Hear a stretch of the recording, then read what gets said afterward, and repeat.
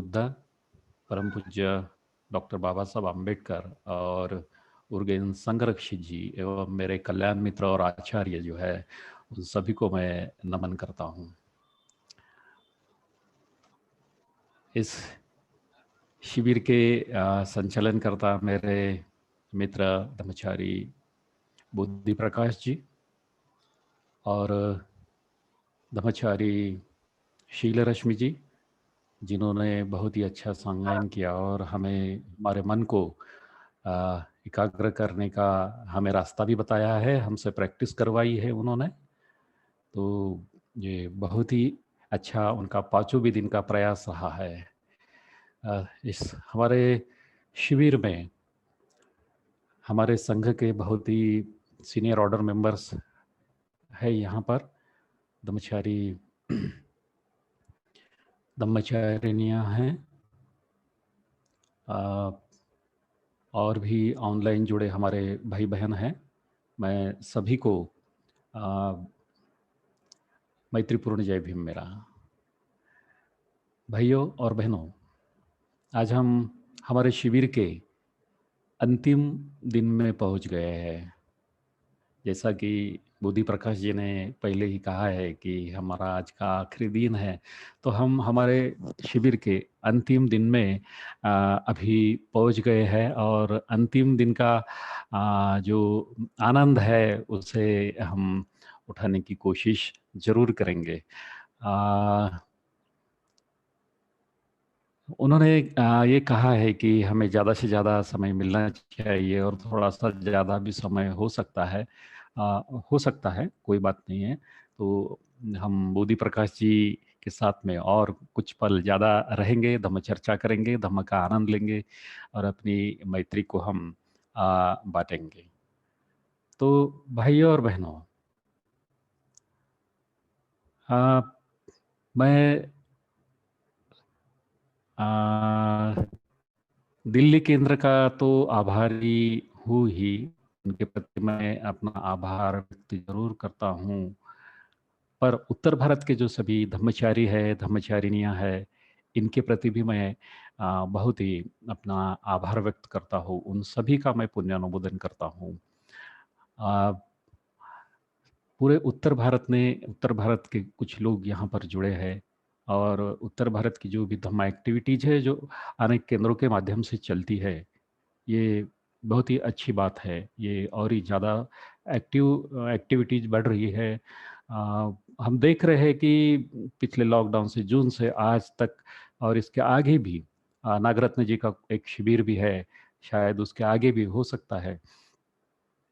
तो ये पूरे एक्टिविटीज़ दिल्ली केंद्र और जो भी आजू बाजू के केंद्र है उनके सहायता से बोलिए ये एक्टिविटी चल रही है। तो मैं सभी लोगों का, उत्तर भारत में जितने भी हमारे भाई बहन हैं, धम्म मित्र भी है, हमारे सहकार्यकर्ता जो सभी लोग हैं, उनका सभी का मैं आभार व्यक्त करता हूँ और सभी का मैं पुण्यानुमोदन करता हूँ।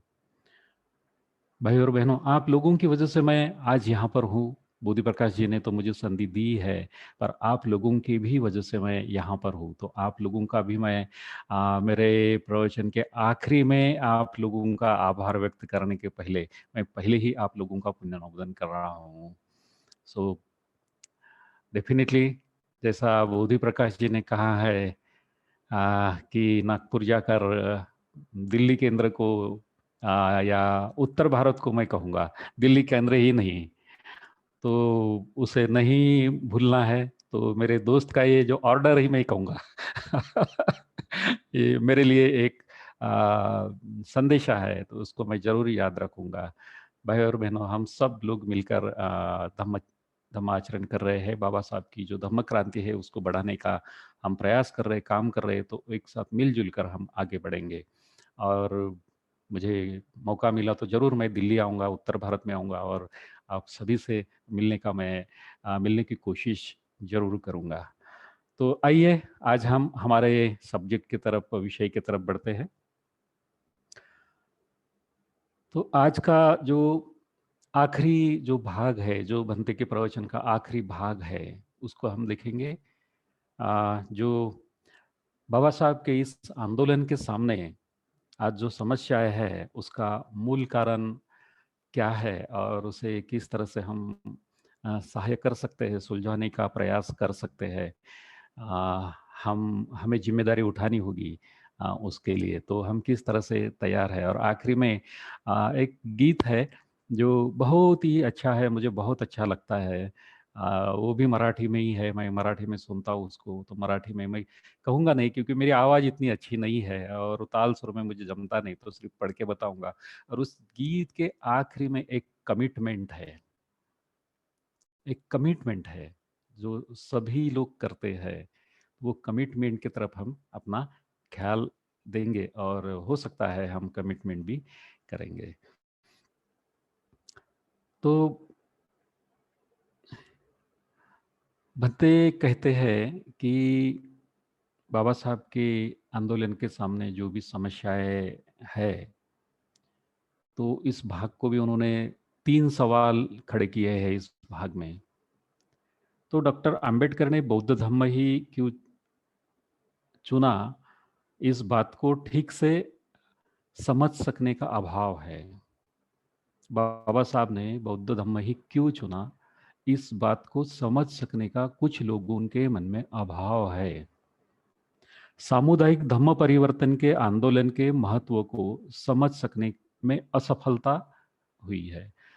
तो बाबा साहब ने जो सामुदायिक धर्मांतर किया है, धर्म परिवर्तन किया है, ये जो आंदोलन है, इतना बड़ा आंदोलन चलाया है, तो इसका जो महत्व है, इस महत्व को भी समझ सकने में असफलता हुई है, असफल रहे हैं कुछ लोग, और कार्य के लिए उचित मार्ग को ढूंढ सकने में असफलता है। तो जो भी कार्य होना चाहिए इस आंदोलन के लिए, तो जो अ, हमारे सामने जो भी योजनाएं हैं, वो योजना हम नहीं बना सके, उस मार्ग को हम ढूंढ नहीं सके या उस मार्ग पर हम नहीं चल सके, ये भी हमारे असफलता का एक कारण है, ऐसा बनते कहते हैं। तो ये तीनों जी चीज़ें हैं, ये धम्म क्रांति को कमज़ोर बनाती है।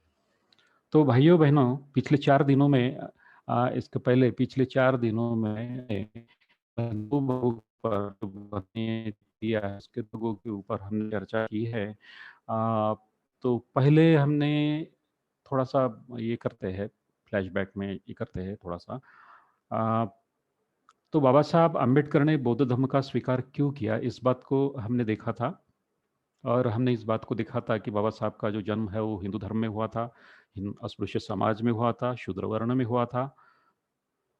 और हम अभी भी ये देखते हैं कि दुनिया में बहुत सारे देश हैं, अपनी अपनी उनकी संस्कृतियां हैं, अपनी उनकी समस्याएं भी है, अपने संस्कार भी है उन देशों के। पर भारत एक ऐसा एक अनोखा देश है, एक अलग ऐसा देश है कि जिस देश में अस्पृश्यता आज भी कायम है, जहां पर इंसान को न छूते हुए भी वे अशुद्ध हो जाते हैं, केवल याद आने से वो अशुद्ध हो जाते हैं, हाथ लगाने से ही नहीं, तो उनकी छाव से भी वे अशुद्ध हो जाते हैं। केवल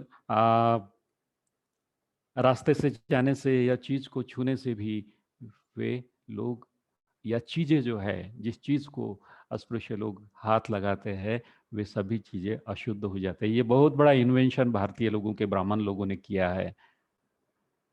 तो हमारा अनोखा देश है ये, जिस देश ने इस तरह की जो बातें हैं वो आ, की है। बड़ी हमारे देश के लिए ये लज्जास्पद बात है। तो ऐसी विपरीत अवस्था में भी बाबा साहब ने अपने आप को, देखिए हमारे सामने कोई विपरीत अवस्था नहीं है इतनी बड़ी जितनी बड़ी बाबा साहब के सामने थी, या उस जमाने में हमारे जो अस्पृश्य भाई बहन थे उनके सामने थी। और अभी मुझे पूरी तरह से वो वाक्यात याद नहीं आ रहा है। आ, महात्मा फुले जी के ज़माने की वो बात है। एक मुस्लिम लड़की जो है वो लिखती है कि अस्पृश्यों के क्या हाल थे उस वक्त। शायद अगर मैं बताऊं तो आप लोगों को याद भी आ जाएगा। वो एक मुस्लिम लड़की एक लेटर में या कहीं तो भी लिखती है कि जो अस्पृश्य लोग थे, तो पेशवा लोग जो थे उनके साथ में किस तरह का दुर्व्यवहार करते थे, उनका सर कलम करते थे, और उस कलम किए हुए सर का वो फुटबॉल खेलते थे। इस तरह की वो दुरावस्था, वो पूरे जो वाकयात है या जो उस लड़की ने लिखा है, वो पूरा का पूरा मुझे याद नहीं आ रहा है, कुछ ही दो तीन बातें वहां की याद आ रही है। तो हम कल्पना कर सकते हैं कि कितनी, हाँ, इस मुक्ता साल्वेज ओपन लेटर, तो कितनी बुरी अवस्था हम लोगों के लिए रही होगी। और उसके बाद में बाबा साहब के भी जमाने में ये जो अवस्था थी, वो भी अवस्था बहुत ही बुरी थी। तो ऐसे विपरीत अवस्था में बाबा साहब ने अपने आप को ऊपर उठाया। कितनी शक्ति लगानी पड़ी होंगी, कितनी यातनाएं उनको सहना पड़ा होगा, केवल हम सोच सकते हैं। अपने आप को बाबा साहब ने उच्च शिक्षित बनाया, काबिल बनाया, और भारत के सबसे उच्च शिक्षित तो थे ही, पर कई कई विषय ऐसे हैं कि उन विषयों में बाबा साहब भारत के सबसे पहले शिक्षित व्यक्ति थे। सबसे पहले, पहला शिक्षित व्यक्ति। उनकी काबिलियत कितनी बड़ी थी, पर इतनी बड़ी काबिलियत होने के बाद भी बाबा साहब के बारे में हिंदू धर्म के लोगों के मन में कोई भी बदलाव नहीं आया। कोई भी नहीं आया।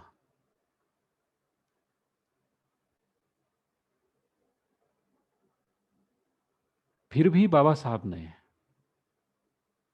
हिंदू धर्मीय लोगों के मन में बदलाव लाने की कोशिश की। उनके जो कुछ बातें हैं उनमें बदलाव लाने की कोशिश की, पर बाबा साहब उसमें यशस्वी नहीं हुए। कुछ, बाबा साहब जब बाहर देश में थे पढ़ने के लिए, तो वहाँ पर भी कुछ हिंदू दोस्त थे। वहाँ पर भी यहाँ से कुछ ब्राह्मण लोग जाते थे, कुछ सवर्ण लोग जाते थे पढ़ने के लिए, तो वहाँ पर बाबा साहब के वो मित्र भी बन जाते थे। वो शायद घुल मिल कर भी रहते थे। पर वो वहाँ पर इंडिया में वापस आने के बाद में वो, उनके जो यहाँ के जाति के संस्कार है, वो संस्कार उनके ऊपर हावी हो जाते थे। और हमने देखा है कि ऐसी सारी परिस्थितियों को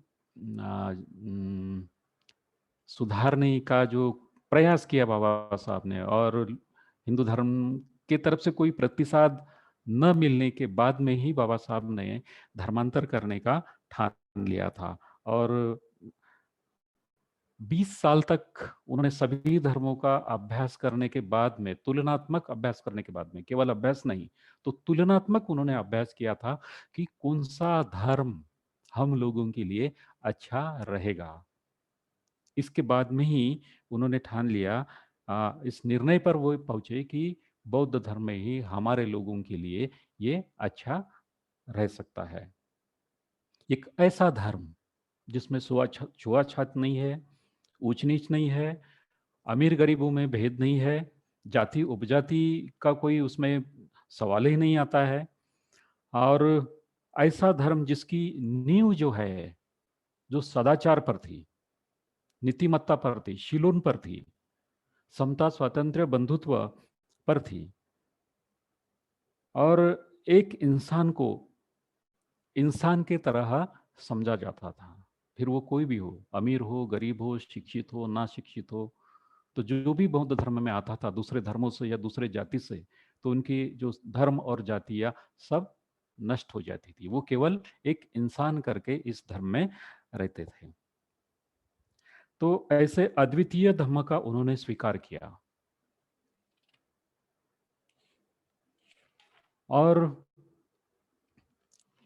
इतना सब होने के बाद भी हमने इस एक बात को और देखा कि इतने सारे अत्याचार होने के बाद भी बाबा साहब ने कभी भी अपने मन में बदले की भावना नहीं रखी, किसी के भी बारे में, और ना ही किसी धर्म के बारे में। अपने मन में कभी भी बदले की भावना उन्होंने नहीं आने दी कि ठीक है तुम लोगों ने ऐसा किया तो मैं ऐसा करूंगा। ऐसी भावना बाबा साहब ने अपने मन में नहीं आने दी। तो बाबा साहब ने क्या किया? परिवर्तन के मार्ग को स्वीकार किया बाबा साहब ने। जहां पर परिवर्तन होता है, ऐसे मार्ग को बाबा साहब ने, परिवर्तन के तत्व को बाबा साहब ने स्वीकार किया, और वो भी शांतिपूर्ण मार्ग से बाबा साहब ने बौद्ध धर्म का स्वीकार किया। मार्क्सवाद को बाबा साहब ने स्वीकार नहीं किया, क्योंकि वो हिंसात्मक मार्ग था। बाबा साहब ने कभी हिंसात्मक मार्ग को अपनाया नहीं, ना ही उसके बारे में कभी सोचा बाबा साहब ने। उन मार्ग को छोड़ दिया, और अपने अनुयायियों को भी बाबा साहब ने ये कहा कि आप उस मार्ग पर मत चलिए, वो आपको आपके उद्देश्य तक नहीं पहुंचा सकता। कोई भी हिंसा का मार्ग आपके लिए घातक है, आप उस मार्ग के ऊपर मत चलिए। जो युवा लोग थे, बुद्धिस्ट लोग थे, बुद्धिस्ट कंट्री के लोग थे, उनको भी बाबा साहब ने बोला था कि मार्क्सवाद जो है आप लोगों के लिए घातक है। जो भी आप लोगों को चाहिए वो सभी बुद्ध के धम्म में है। आप पढ़िए, ढूंढिए उसको, और आप उसको अपनाइए। मार्क्सवाद में कुछ भी रखा नहीं है, बुद्धिज्म ने हमें सब दिया है। दूसरे भाग में भी हमने कुछ चीज़ें देखी है। जो बाबा साहब ने जो सामूहिक आंदोलन किया है धर्म परिवर्तन का, उसका महत्व क्या है, इस बात को हमने देखा है। आ, खास करके बौद्ध धर्म में दीक्षित लोगों के लिए उसका क्या महत्व है, और जो अबौद्ध लोग हैं भारत के, उनके लिए क्या महत्व है, ये देखा हमने। और बौद्ध धर्म के लिए, खास खुद बौद्ध धर्म के लिए क्या महत्व है। जब बौद्ध धर्म का यहाँ से पतन हुआ या कमजोर हुआ, जिस जिस देश में कमजोर हुआ, वहाँ पर भी उस हिसाब से, उस इससे बौद्ध धर्म के लिए खुद क्या महत्व है, और विश्व के लिए बौद्ध धर्म का क्या महत्व है, ये हमने देखा। बाबा साहब कहते हैं कि पुराना जो जमाना है, या पुराना जो जग है, नहीं क्या दुनिया है, पुरानी जो दुनिया है, उससे कहीं ज्यादा आज की आधुनिक दुनिया को बौद्ध धर्म की जरूरत है। आज की जो आधुनिक दुनिया है, उस दुनिया को बौद्ध धर्म की जरूरत है। दुनिया को मतलब हम लोगों को, आप लोगों को, बाकी सभी लोगों को, बाकी सभी जाति धर्मों के लोगों को, प्राणी मात्रों को बौद्ध धर्म की जरूरत है। तीसरा महायुद्ध कब होगा पता नहीं, और क्या कारण रहेगा इसका भी कुछ पता नहीं, और उसके परिणाम क्या होंगे ये भी हम बता नहीं सकते। ना हो, ये तो अगर होता नहीं है तो ये बहुत अच्छी बात है। पर लोग हैं, आज भी कहीं ना कहीं तो भी युद्ध चल रहा है, छुटपुट छुटपुट कुछ ना कुछ तो भी चल रहा है। कई देशों में अंतर्गत बातें चल रही है, हमारे इंडिया में ये बातें चल रही है, ये सारी चीजें चल रही है। तो ऐसी विपरीत अवस्था में दुनिया को अगर कोई धर्म बचा सकता है, तो वो केवल और केवल बुद्ध का ही धम्म है। क्योंकि बुद्ध का धम्म शांति का पुरस्कार करता है, कि और बताता नहीं है, तो शांति के मार्ग से चलने के लिए वो सहायता भी करता है सभी के लिए, केवल एक वर्ग के लिए नहीं, एक धर्म के लिए नहीं, एक जात के लिए नहीं, तो सभी इंसानों के लिए, सभी प्राणी मात्रों के लिए शांति की आवश्यकता है, और उसकी परिपूर्ति बुद्ध का धर्म करता है। तो इन चीजों को हमने देखा है।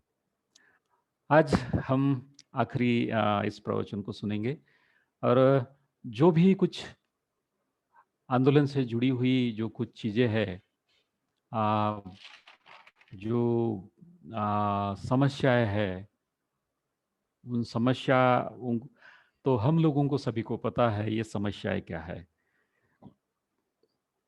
तो हम ये देखते हैं कि बाबा साहब का जो ये आंदोलन है, ये बहुत ही पक्की नींव पर खड़ा है।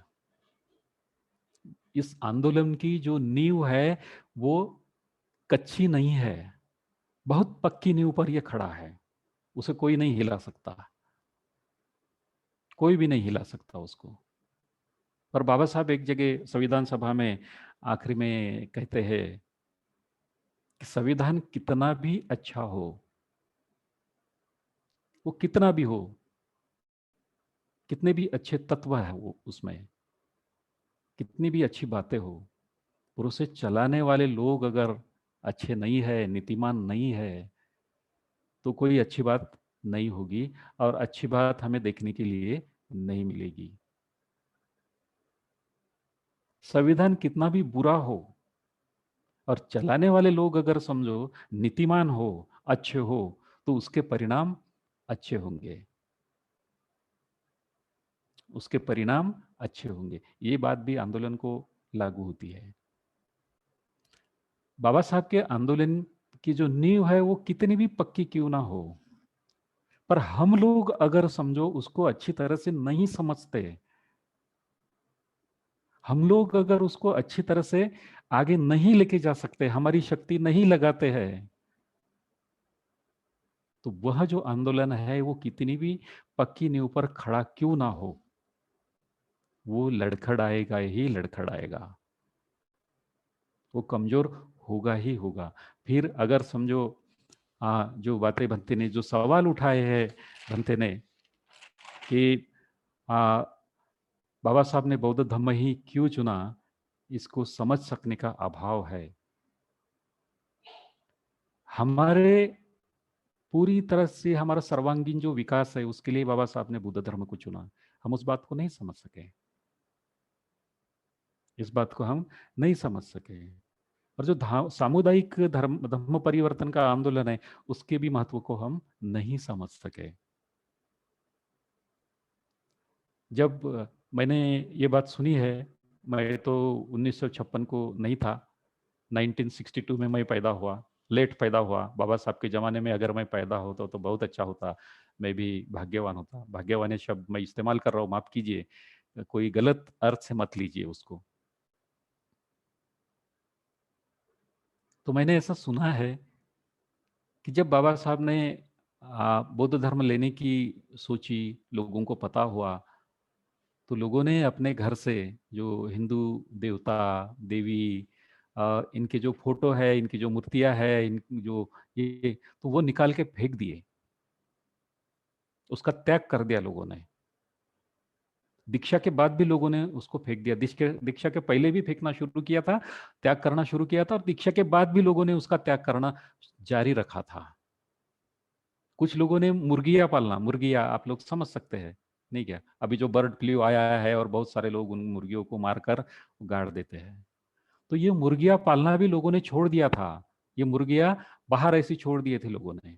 बकरियां जो है, बकरियां पालना भी लोगों ने छोड़ दिया था, क्योंकि ये जो है मुर्गियां बकरियां ये लोग खरीदते हैं और उनको काटते हैं और लोगों को खिलाते हैं, तो हिंसा करते हैं, ठीक है।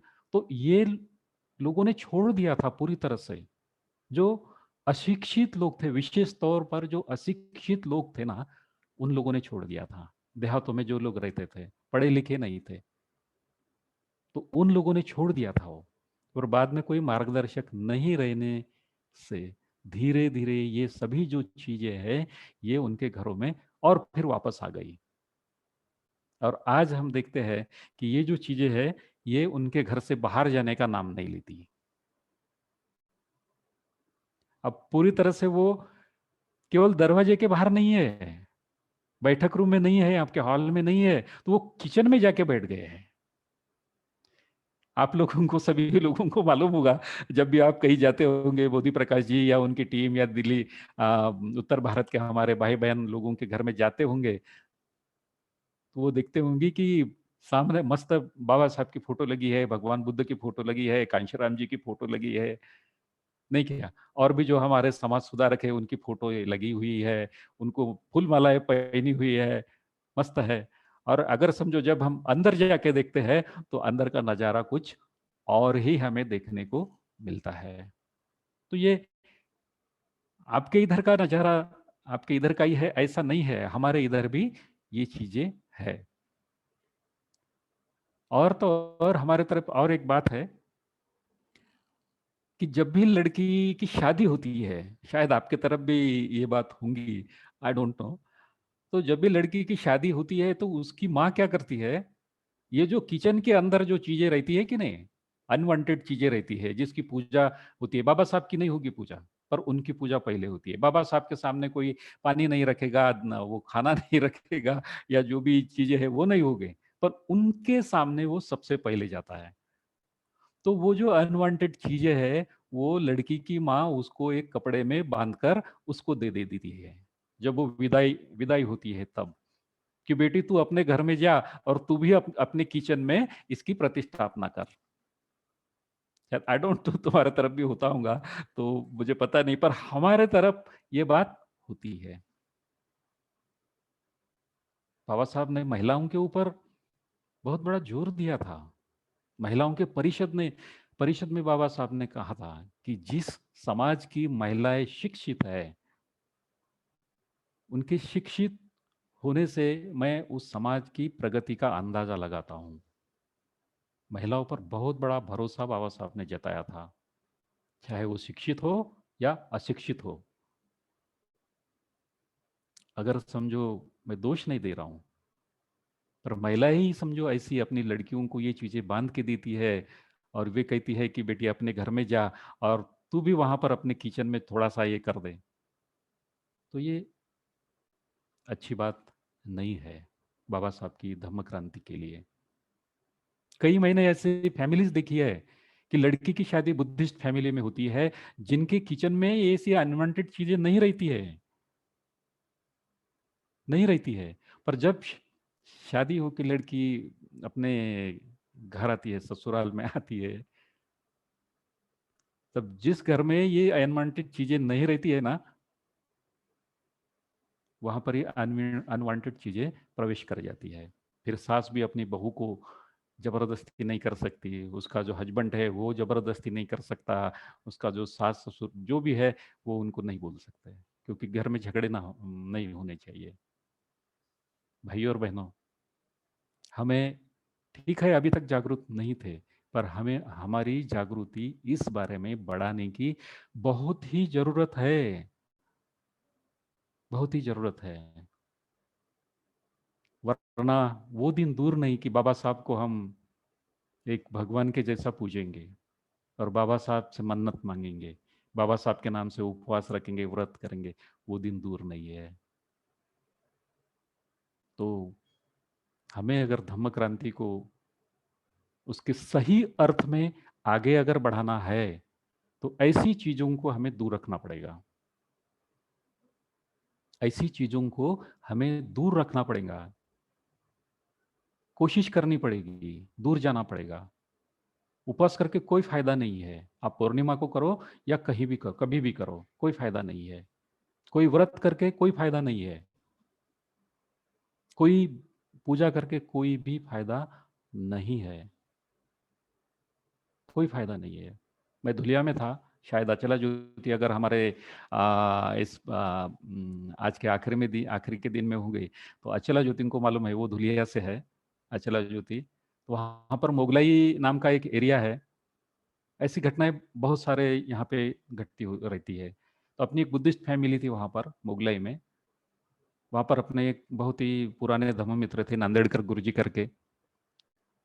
उन्होंने मुझे बताया था कि वहाँ पर एक फैमिली थी, दो बच्चे थे, बड़े जवान थे बच्चे, यानी 20-25 की उम्र के थे। एक बच्चे को टेम्परेचर आया, तबीयत खराब हो गई। लोगों ने बोला कि आप उसको दवाखाने में लेके जाओ, सिविल हॉस्पिटल में लेके जाओ, या कोई नज़दीक के दवाखाने में लेके जाओ। वो भाई नहीं लेके गई। वो कहाँ लेके गई? वो वैद्यों के पास में लेके गई, जो धागा बांधते हैं, अंगारा लगाते हैं, या और कुछ करते हैं, पानी देते हैं, उनके पास में लेके गई। 2 दिन में ही बच्चा चल बसा। 24-25 साल का बच्चा 2 दिन में ही चल बसा। उसके 8 दिन बाद, या मेरे ख्याल से 8-15 दिन बाद दूसरा बच्चा बीमार गिर गया। लोगों ने फिर से उसको बोला कि उसको दवाखाने में लेके जाओ। वो भाई नहीं लेके गई। फिर से उसने वही गलती दोहराई, उसका दूसरा भी बच्चा चला गया। हमारे अपने अंधश्रद्धा की वजह से हमारे धम्म क्रांति की जो ऐसी सिलेदार है, जो तैयार नहीं है फिर भी अभी, पर तैयार हो सकते हैं आगे, वे इस दुनिया से अगर ऐसे चले जाएंगे तो कैसा होगा। अभी मैं 58-59 का हूँ। बोधि प्रकाश जी भी, उनकी भी उम्र बड़ी है। हमारे यहाँ पर जो भी ऑर्डर्स है आप देखते हैं इतने तरुण नहीं है, ज्यादा भागदौड़ नहीं कर सकते। तो फिर ये कारवां आगे कौन लेके जाएगा, कौन लेके जाएगा। अभी जिनकी उम्र है वही लेके जाएंगे ना, जो तरुण है वही लेके जाएंगे। उनके ऊपर ज्यादा जोर है, बाबा साहब का भी ज्यादा जोर था उनके ऊपर, उनके ऊपर बड़ी जिम्मेदारी होती है। तो भाइयों और बहनों, ये जो चीजें हैं, ये चीजें बाबा साहब की धम्म क्रांति के लिए बहुत ही अहम ऐसी ये चीजें चीजें हैं। तो ऐसे एक महान धर्म की बाबा साहब ने दीक्षा खुद भी ली और अपने लोगों को भी दी है। तो अभी हमें ये सोचना है, अभी हमें ये सोचना है कि इसके ऊपर क्या उपाय हो सकते हैं, हम क्या कर सकते हैं। हमारी अगर धम्म क्रांति की ये अवस्था है और धम्म क्रांति को ऊपर उठाना है पूरी तरह से, ये धम्म क्रांति कमजोर हो गई, हम ऐसा नहीं बोलते हैं, ऐसा नहीं बोलते। बाबा साहब की जयंती बहुत हर्षोल्लास के साथ में भारत भर में वो आ, लोग मनाते हैं। मार्ग गलत है मनाने के, हमें हमारे मार्ग को बदलना पड़ेगा। जो तीसरी बात जो बोली है यहाँ पर बनते ने, हमारे मार्ग जो है उन्हें बदलना पड़ेगा। शराब पी के अगर हम बाबा साहब की जयंती मनाते हैं तो हमारा आदर्श कौन लेगा। हम जो भी पैसा जमा करते हैं वो खंडनी के इसमें अगर हम करते हैं तो हमारा आदर्श कौन लेगा, कौन कहेगा ये आदर्शवत है करके। तो बाबा साहब का आदर्श हम कैसे लोगों के सामने रखेंगे। तो हमारे मार्ग जो है उनको हमें बदलना ही पड़ेगा, उनको हमें बदलना ही पड़ेगा। जब तक हम बदलेंगे नहीं, हम एक अच्छे रूप में, आदर्शवत रूप में लोगों के सामने हम नहीं जा पाएंगे। तो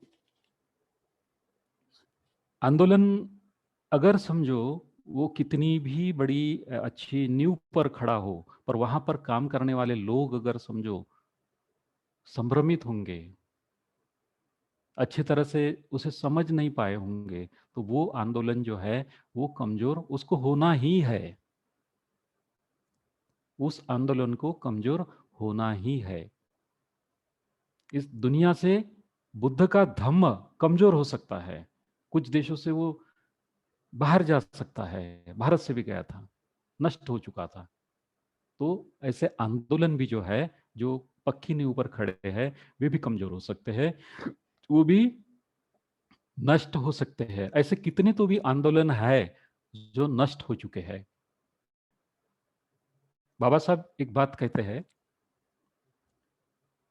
गांधी, रानडे और जीना, इस किताब में बाबा साहब ये बात कहते हैं कि आदमी दो बार मरता है। मेरे ख्याल से इसी किताब में कहते हैं कि आदमी दो बार मरता है। एक बार वो शरीर से मरता है, पहली बार वो शरीर से मरता है, पांच तत्वों में वो विलीन हो जाता है। और दूसरी बार जब वो मरता है तो अपने विचारों से मरता है, अपने कार्य से वो मरता है। गांधी जी चले गए, गांधीवाद चला गया, उसको मानने वाला कोई नहीं। आज केवल गांधी जी का नाम दिखता है, उनका जो गांधीवाद है वो कहीं भी नहीं दिखता है। महात्मा फुले जब वे चल बसे, सावित्रीबाई फुले जब वे चल बसे, उनका कार्य आगे लेके जाने के लिए कोई भी नहीं रहा। तो उनका बहुत ही महान कार्य था। अगर समझो वो कार्य अगर चलाने वाले, आगे चलाने वाले, लेके जाने वाले लोग उस वक्त मिलते तो बहुत बड़ी क्रांति हो सकती थी, पर ऐसा नहीं हुआ। दोनों भी शरीर से गए, उनका कार्य भी गया। कबीर का भी वही हाल हुआ, गाडगे महाराज का भी जो इतना बड़ा कार्य था, उनका भी वही हाल हुआ। इन सभी के कार्यों को आगे बढ़ाने वाला कोई न मिलने की वजह से उनकी आ, जो सामाजिक या जो भी कार्य था उनका, वो ठंडे बस्ते में चला गया, वो नष्ट हो गया। इसलिए बाबा साहब ये कहते हैं कि आदमी दो बार मरता है, एक बार शरीर से मरता है और दूसरी बार जब वो मरता है तो अपने कार्य से वो मरता है। तो जब तक वो अनुयायी जिंदा है, उनके अनुयायी जिंदा है और उस दृष्टि से काम करते हैं, तो वो जो आंदोलन है वो कभी कमजोर नहीं हो सकता। और उसके लिए उदाहरण देना चाहूंगा, अच्छा उदाहरण नहीं है, आप लोग सुनना भी पसंद नहीं करोगे, नाम भी सुनना कदाचित पसंद नहीं करोगे। आरएसएस का उदाहरण देना चाहूंगा मैं, जहां से उसकी शुरुआत हुई थी, आज उनका प्राइम मिनिस्टर है। जो भी बमनों का ये जो आंदोलन है, उन्होंने हर जाति धर्म में उसको फैलाया है। केवल फैलाया नहीं है, तो वो लोग वैसे उन्होंने तैयार किए हैं। तो वहां पर निष्ठावान लोग हैं, आरएसएस के ऊपर उनकी निष्ठा है, फिर कोई जात का हो, कोई धर्म का हो। हमारे बुद्धिस्ट लोग भी आरएसएस में है। तो हमारे आंदोलन में भी निष्ठावान लोग पैदा होना, ये आ, आज की जरूरत है।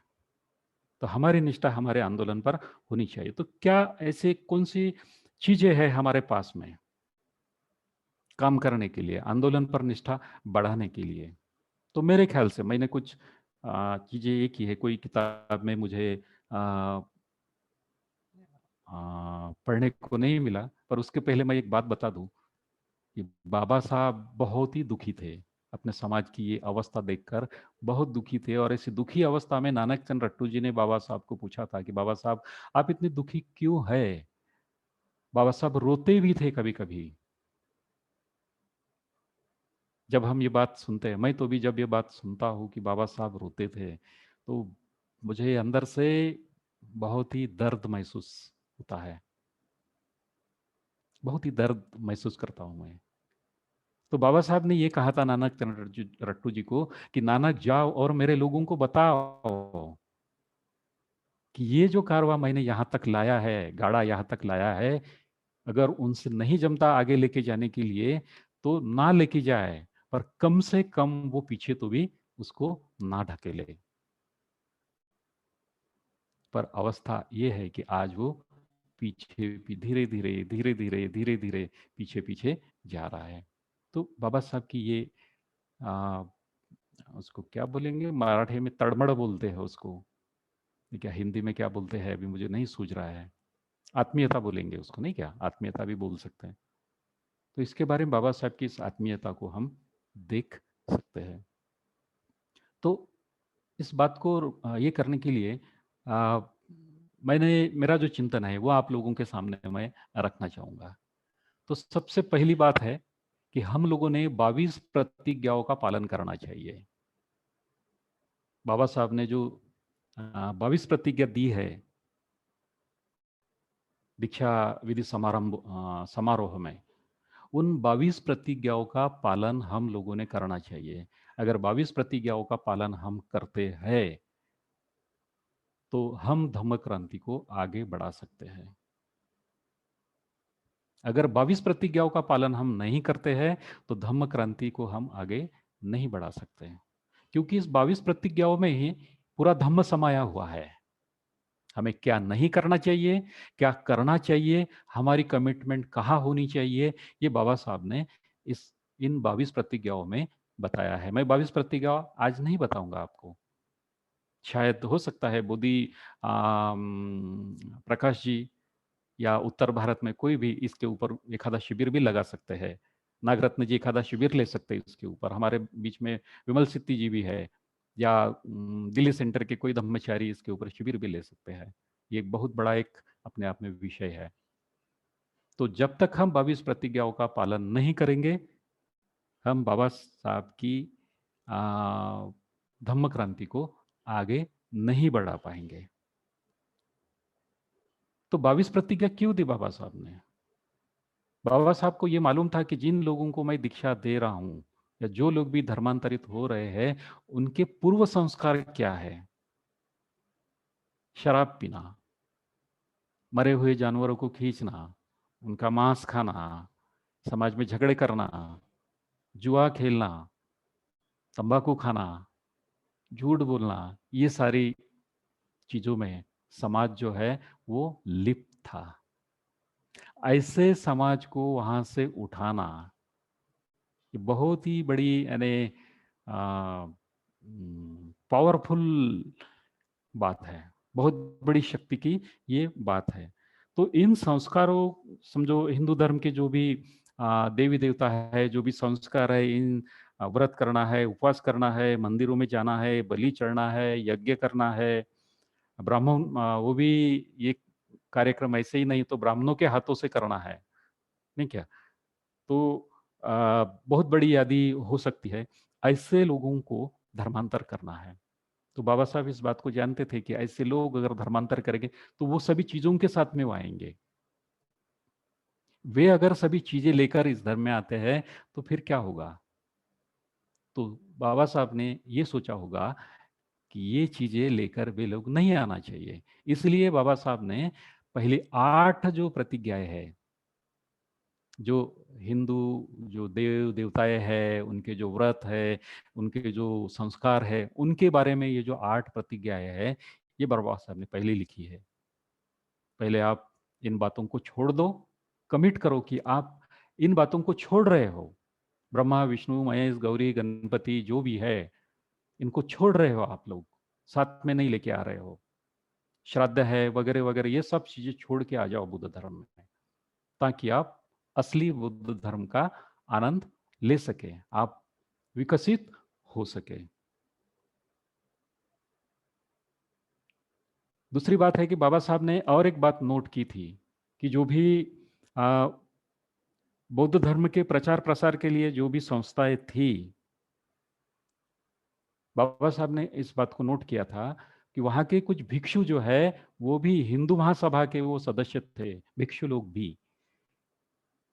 जो कलकत्ता की महाबोधि सोसाइटी अभी भी होगी वो, उस वक्त भी, तो श्यामा प्रसाद मुखर्जी जो आरएसएस का जो आदमी था, वो उसका अध्यक्ष था।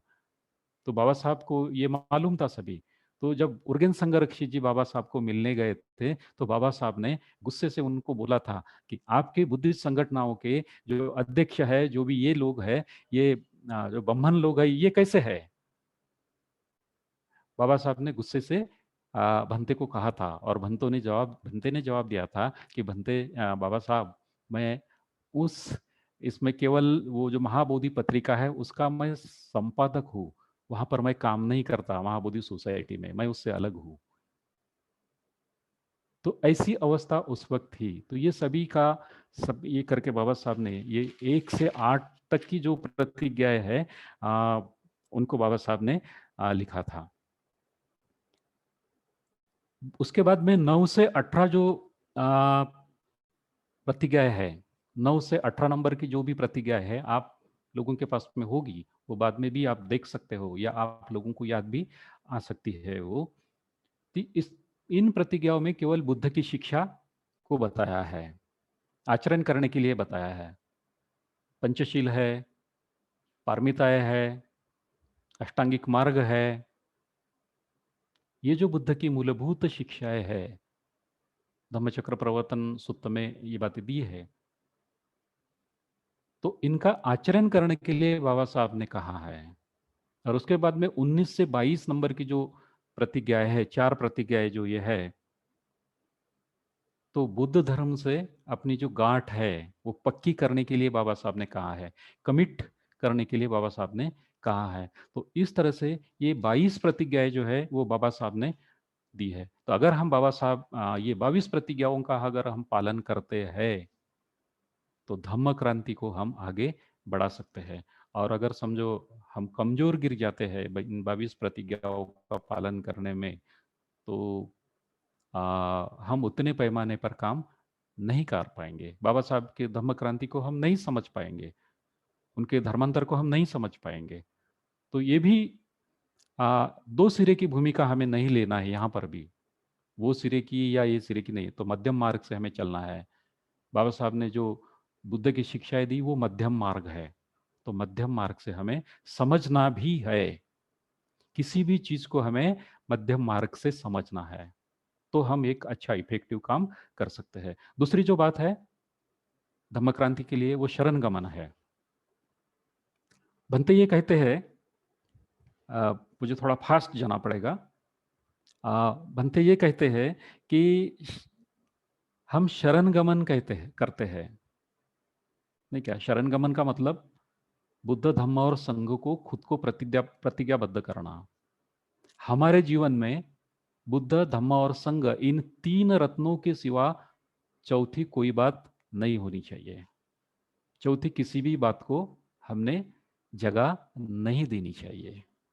एक हमारे महाराष्ट्र का उदाहरण है, जो भी लोग महाराष्ट्र के होंगे उनको भी इस बात का पता होगा, और कुछ लोगों को नहीं भी है। शायद जो लोग नागपुर के तरफ के होंगे तो उनको इस बात का पता होगा। हमारे मेरे ख्याल से वर्धा डिस्ट्रिक्ट में टाकड़घाट नाम का ये गांव है, वहाँ पर विक्तू बाबा है। तो ये विक्तू बाबा जो है, टीकात्मक नहीं बोल रहा हूँ पर सच्चाई भी है, ये बेड़ियों में जकड़ा हुआ बताया हुआ है। और वो एक थोड़ा सा मेंटली रिटार्डेड बचपने में था, और उपद्व्यापी भी थे। तो उनके माँ बाप ने उनको बेड़ियों में जकड़कर एक झाड़ पेड़ के नीचे बिठा दिया था। पर वो फैमिली बुद्धिस्ट थी, वो फैमिली बुद्धिस्ट थी, तो उनका लोगों ने क्या किया, बुद्धिस्ट बाबा बना दिया। और आज वहां पर हम देखते तो बड़े बड़े विहार है, उनके पास में विक्तू बाबा को बिठा दिया है। और बड़ी बड़ी यात्राएं वहां पर होती है, लोग नागपुर के भी आसपास के भी जो लोग हैं वहां पर जाते हैं, मन्नत मांगते हैं, और मन्नत पूरी होने पर, किसी को नौकरी लगने पर वहां पर खाना खिलाते हैं। एक बाजार लगा हुआ रहता है, मेला लगा हुआ रहता है, आप देखेंगे तो बहुत बड़ी जत्रा होती है, वो बहुत बड़ी जत्रा होती है। तो मैं रिक्वेस्ट करूंगा, ऐसी कोई भी चीजों को इन तीन रत्नों के साथ में नहीं जोड़ना है। ये तीन रत्न अपने आप में बहुत ही पवित्र है, वो शुद्ध है, उनमें रत्ती भर भी मलिनता नहीं है, ये अपने आप में बहुत शुद्ध ऐसे रत्न है। इन तीन रत्नों के प्रति, बुद्ध धम्म और संघ के प्रति अपने आप को प्रतिज्ञाबद्ध हमें करना है। तो शरण गमन का मतलब, शरण मतलब आश्रय लेना या संरक्षण, या जहां हमारा भला हो सकता है उनको अपने जीवन में स्थान देना। तो हमारे जीवन में बुद्ध धम्म और संघ से ही हमारे जीवन का भला हो सकता है, ये बाबा साहब ने हमें बताया है। और गमन का मतलब जाना, उनका अनुसरण करना।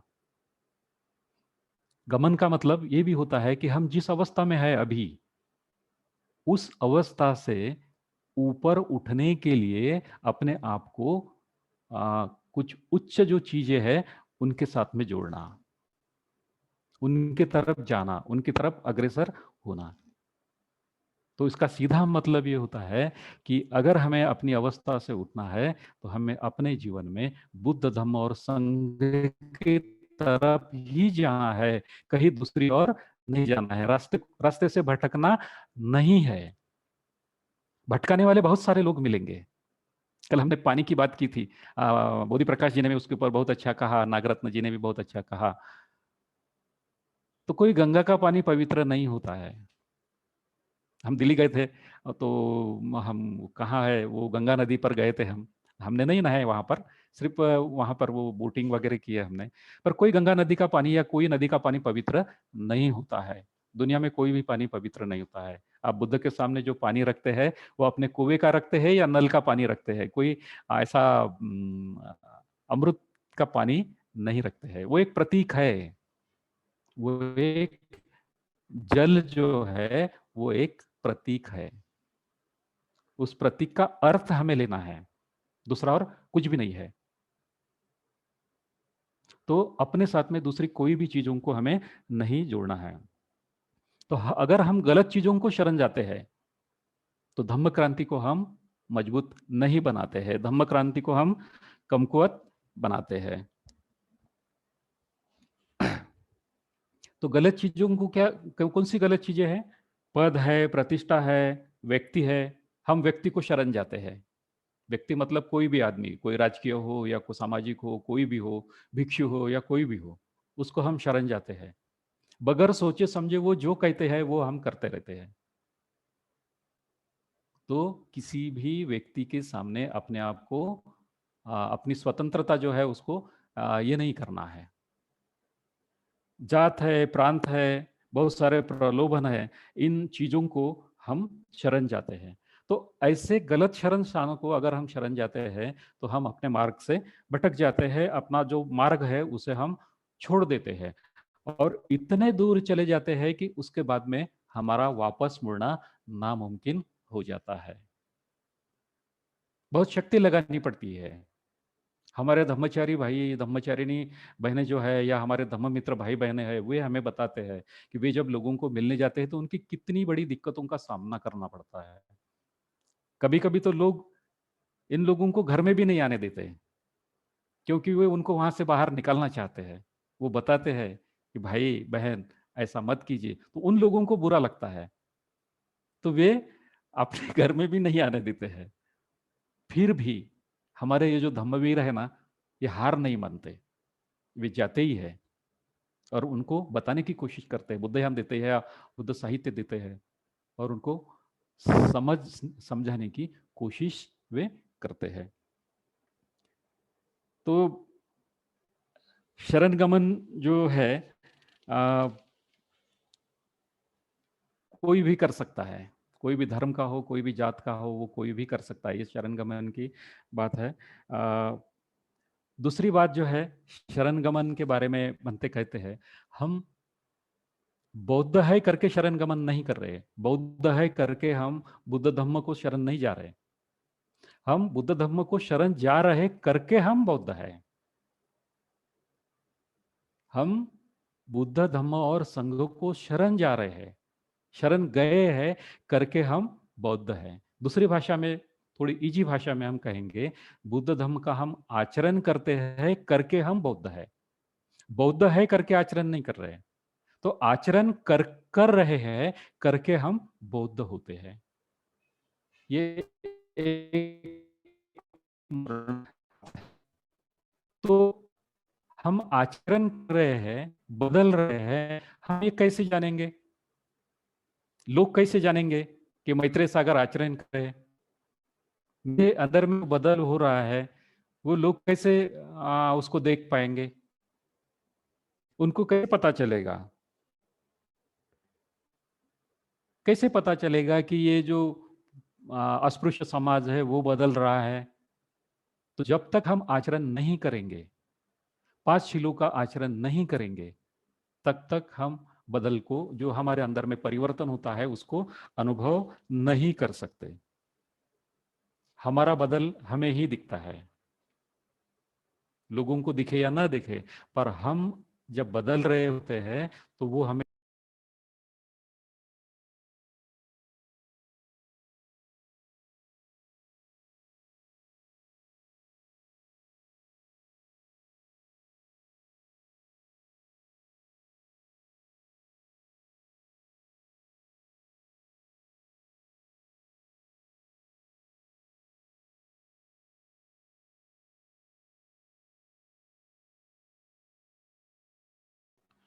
हाँ सॉरी, डिस्कनेक्ट हो गया था मैं। तो हम जब पांच शीलों का आचरण करते हैं तो हिंसा करना छोड़ देते हैं, चोरी करना छोड़ देते हैं, झूठ बोलना छोड़ देते हैं, घरेलू हिंसा नहीं करते हैं, शराब पीना छोड़ देते हैं, नशीली चीज़ों का सेवन करना छोड़ देते हैं। और यह जो बात है, ये लोग देखते रहते हैं हमारे तरफ कि नहीं, ये आदमी या ये महिला बदल रही है। हम हमारे जो नेबर है उनके साथ में झगड़े नहीं करते हैं। तो ये सारी चीज़ें जो है, ये हमारे अड़ोस पड़ोस के जो लोग हैं उसको नोट करते रहते हैं। और जब नोट करते हैं, एक बदलता है दूसरा बदलता है, तो इस तरह से समाज भी बदल सकता है। पर ये जो बात है, ये केवल और केवल शरण गमन से हो सकती है। दूसरी कोई बात हमें बदल नहीं सकती। जब तक हम अपने आप को प्रतिज्ञाबद्ध नहीं करेंगे, हम बदल नहीं सकते हैं। तो हमारे तरफ देखकर लोग बदल सकते हैं, जैसा एक उदाहरण दिया गया है, अश्वजीत और सारीपुत्त का उदाहरण आप लोगों ने पढ़ा होगा। भगवान बुद्ध और उनका धम्म में बाबा साहब ने बताया है कि जब सारीपुत्त ने अश्वजीत को देखा, अश्वजीत भिक्षाटन कर रहे थे और अश्वजीत को देखा, तो अश्वजीत बहुत ही मंद मंद ऐसी चाल में चल रहे थे, बहुत ही इफेक्टिवनेस था उनके चेहरे पर, बहुत ही क्या कहेंगे, उत्साह था, और उनकी जो पूरी देह यष्टि जो है वो आकर्षित करने वाली थी। तो सारीपुत्त भी जो है वो विकसित थे, भले ही वो श्रोतापन्न नहीं होंगे या कुछ नहीं होंगे, मुझे मालूम नहीं, हो भी सकते हैं। तो जब सारीपुत्त ने देखा तो सारीपुत्त ने उनको पहचान लिया कि हाँ, इस आदमी में कुछ ना कुछ तो ऐसी बात है जो मुझे मेरे लक्ष्य तक पहुंचा सकती है। फिर सारीपुत्त जी ने अश्वजीत को पूछा कि भंते या बंधु, आपने किनके तरफ से प्रवज्ञा हासिल की है, आप क्या करते हैं, आपके गुरु कौन है? फिर अश्वजीत ने बताया कि बंधु, मैंने गौतम बुद्ध के तरफ से या बुद्ध के तरफ से मैंने प्रवज्ञा हासिल की है और वे मेरे गुरु है, और उनकी जो शिक्षा है वो मध्यम मार्ग की है। तो केवल देखकर भी लोग हमारे तरफ आकर्षित हो जाते हैं। तो हमारे आचरण की तरफ देखकर ही लोगों ने आकर्षित होना चाहिए, ऐसा हमारा रवैया होना चाहिए, और ये तब्दीली हमारे बीच में, हमारे अंदर में होनी चाहिए। तो भंते ने शरण गमन के 5 स्तर बताए हैं। हमारा टाइम तो हो रहा है, केवल मैं नाम बताऊंगा आप लोगों को थोड़े से। सांस्कृतिक शरण गमन है, जो हम केवल सांस्कृतिक लेवल पर ही काम करते हैं। खुद की हमारी कुछ कल्पनाएं होती है, जैसे मैं बौद्ध हूँ, जन्म से बौद्ध हूँ, भले आचरण ना करूँ पर मैं बौद्ध हूँ, भले मैं देवी देवताओं की पूजा करूँ, उपवास करूँ, पर मैं बौद्ध हूँ। और ऐसे ही हम करते रहते हैं, और ऐसे वक्त हम क्या होता है कि अपना जो नैतिक प्रभाव होता है, शीलों का प्रभाव है, वो खो देते हैं। दूसरा है तात्कालिक शरणगमन, जो है तात्कालिक मतलब इमीडिएट होता है, बस कुछ पल के लिए, 1 साल के लिए हो, महीना भर के लिए हो, या कुछ हो, तो कुछ समय के लिए हम शरणगमन करते हैं, कुछ समय के लिए। कहीं कहीं सांस्कृतिक शरणगमन और तात्कालिक शरणगमन एक ही जगह होता है, पर समझने के लिए बनते ने यहाँ पर उसको अलग अलग किया है। तो कुछ पल के लिए हम बुद्धिस्ट हो जाते हैं, पर यहाँ पर एक बात होती है कि हम बुद्ध धम्म और संघ को प्रतिसाद देते हैं। यहाँ पर हमारे मन में उनके प्रति एक अच्छी जो श्रद्धा है वो जागरूक हो जाती है, हम श्रद्धावान बन जाते हैं, भले ही कुछ दिन के बाद में, कुछ पल के बाद में उसे छोड़ दे, पर उन हमारे आदर्शों के बारे में हमारे मन में एक श्रद्धा का भाव निर्माण होता है। उसके बाद में है परिणाम कारक शरणगमन। यहाँ पर हम अपने आप को बदलने की जरूरत महसूस करते हैं, शिलाचरण करने की जरूरत हम महसूस करते हैं, फिर बदलने लगते हैं, और आपके बदल को आप खुद देख सकते हैं यहाँ पर, और लोग भी महसूस करते हैं, और आपके ऊपर लोग विश्वास करने लगते हैं। जैसा कि हमारे कोई भाई बहन, बहन तो नहीं, वो शराब या कुछ ये नहीं करते हैं, नहीं क्या, कभी थोड़े थोड़े मोटे छोटे मोटे झगड़े जरूर करते हैं, पर भाई लोग जो है शराब वगैरह पीते हैं, हमारे शिविर में आते हैं, 7 दिन हमारे साथ में रहते हैं, और जब घर में जाते हैं तो वो शराब छोड़ देते हैं, या कोई गलत जो चीजें हैं उनको छोड़ देते हैं। तो ये जो छोड़ी हुई चीजों को लोग क्या करते हैं, नोट करते हैं, अरे नहीं, ये 7 दिन में कैसे बदल सकता है, ये तो जादू हो गया, नहीं क्या? तो इस तरह के बदलाव को लोग नोट करते हैं और हमारे ऊपर विश्वास करते हैं। पर यहाँ पर एक बात होती है कि यहाँ पर जो भी बदल होता है, कभी कभी वो परमानेंट भी रहता है, और कभी कभी वो परमानेंट नहीं रहता है, हम उसे छोड़ भी सकते हैं, पीछे भी जा सकते हैं। अगर आपकी मित्रता अच्छी है तो इस बदलाव को आप आगे बढ़ा सकते हैं। उसके बाद में सच्चा शरणगमन है। यहाँ पर हम इस स्तर पर हम खुद को आ, धम्म अनुभव के साथ में हम विहार करते हैं यहाँ पर, और त्रिरत्नों के प्रति, बुद्ध धम्म और संघ के प्रति हमारे मन में कोई दुविधा नहीं रहती है। हमारी सभी जो गलत धारणाएं हैं, मैं सभी इस शब्द का इस्तेमाल कर रहा हूँ, सभी गलत धारणाएं जो होती है वो कम हो जाती है, उसको हम नष्ट भी करते हैं या कम होते जाती है। हमारे मन में कोई शंकाएं नहीं रहती, केवल त्रिरत्नों के प्रति नहीं, तो हमारे आजू बाजू में जो है, हमारे खुद के बारे में है, किसी भी तरह की शंकाएं हमारे मन में नहीं रहती है। अपनी कृति को हम प्रज्ञा से देख सकते हैं यहाँ पे, या कर्म कांड जो है उससे हम परावृत्त होते हैं।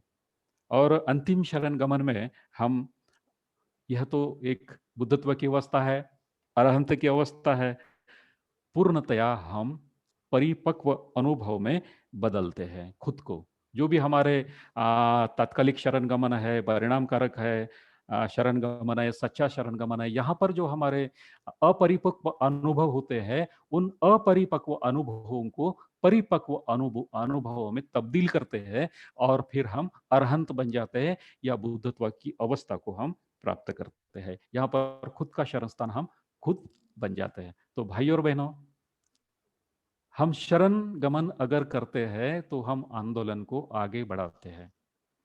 अगर प्रतिज्ञाबद्ध होते हैं, अपने आप को अगर प्रतिज्ञाबद्ध करते हैं, तो आंदोलन को हम आगे बढ़ा सकते हैं। तीसरी बात जो है वो सदाचार की है, शिलाचरण की बात है।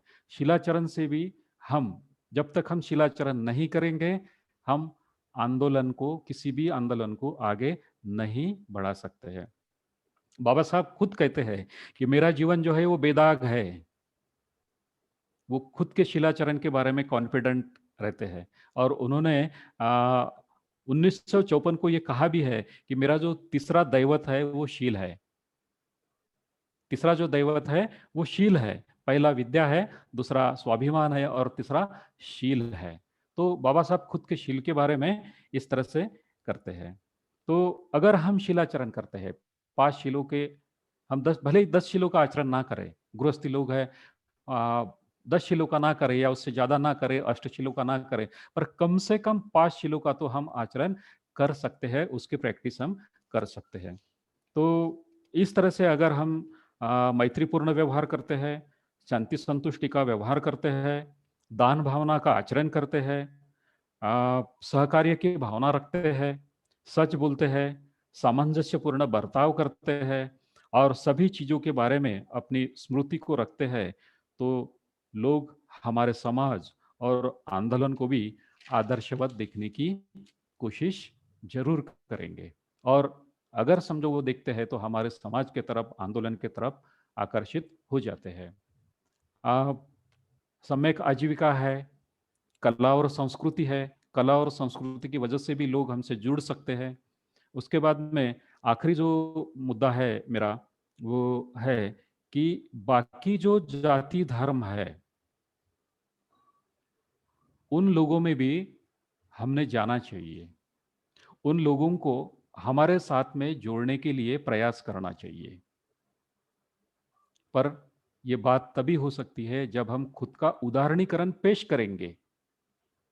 अगर हम खुद के लिए उदाहरण नहीं बनते हैं, तो लोग हमारे तरफ नहीं देखेंगे। मेरा खुद का एक अनुभव मैं बताऊंगा आप लोगों को। आ, मेरा अनुभव जो है ये धुलिया का है।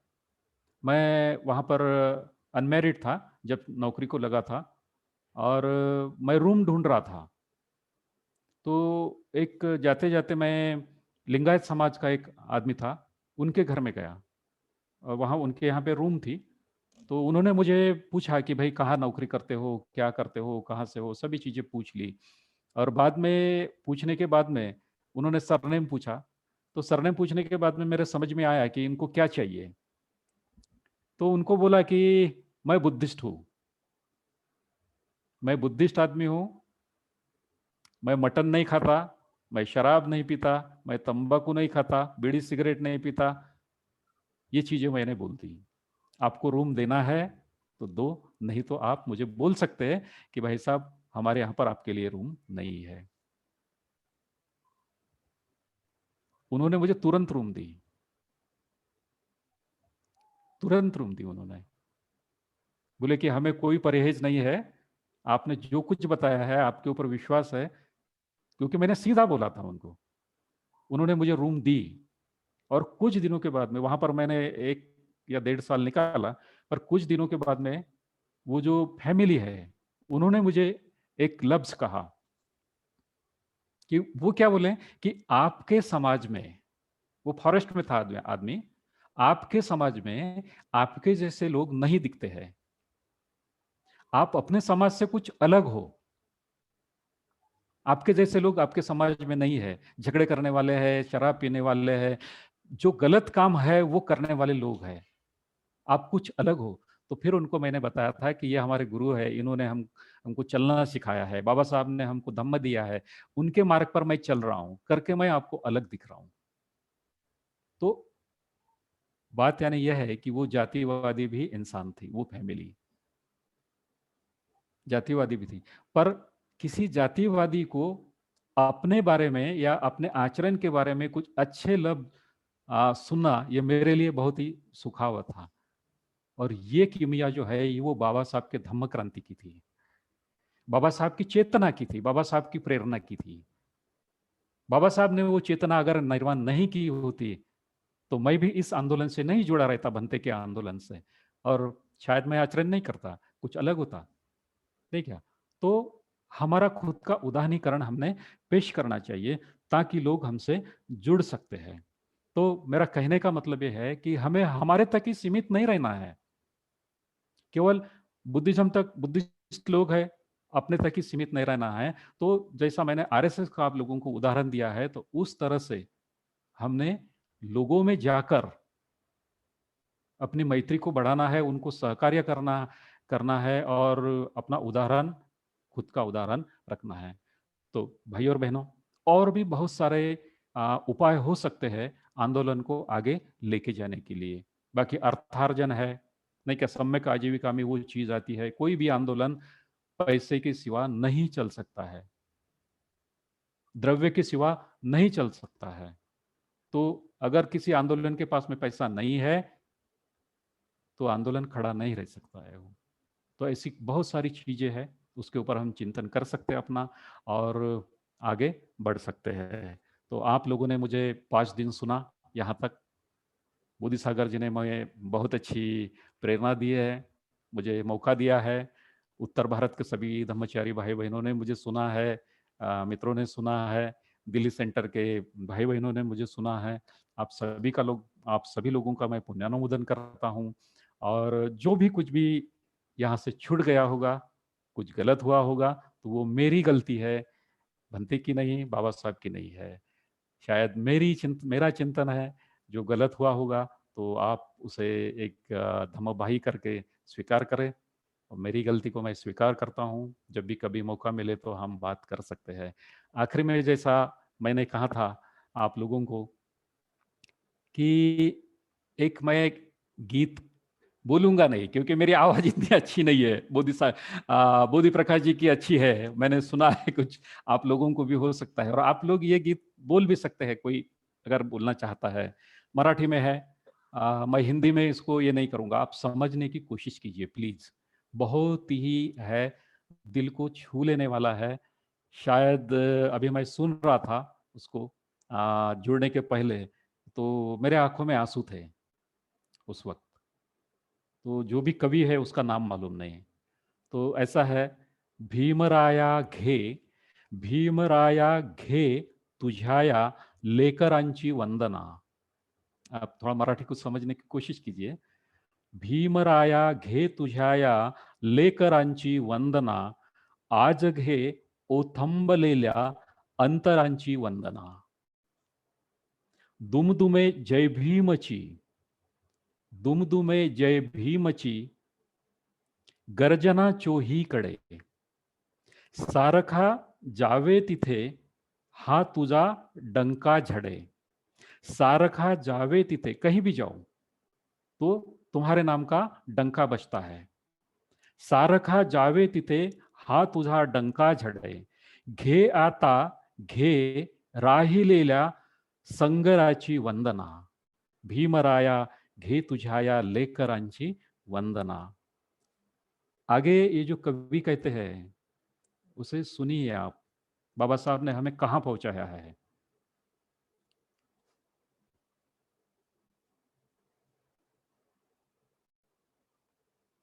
उन्होंने हमें कहां से उठाया है और कहां पहुंचाया है, ये बात इस लाइनों में आई है, कोनते आकाश है। आकाश का मतलब आप समझ गए हो, ये जो स्काय है। कोनते आकाश है, तू आमा नेले कुठे, तू दिलेले पंख है, पिंजरे गेले कुठे, या भराऱ्या आमुच्या, भराऱ्या मतलब जो उड़ना, आकाश में उड़ना, या भराऱ्या आमुच्या ही पाखरांची वंदना, भीमराया घे तुझ्या लेकरांची वंदना, कालचे सारे मुके, जो बोल नहीं सकते थे कल, कल तक जो बोल नहीं सकते थे, कालचे सारे मुखे आज बोलू लागले, कल तक जो बोल नहीं सकते थे, आज वो बोल रहे हैं। वो किमिया आपके धम्म क्रांति की है, आपके प्रेरणा की है।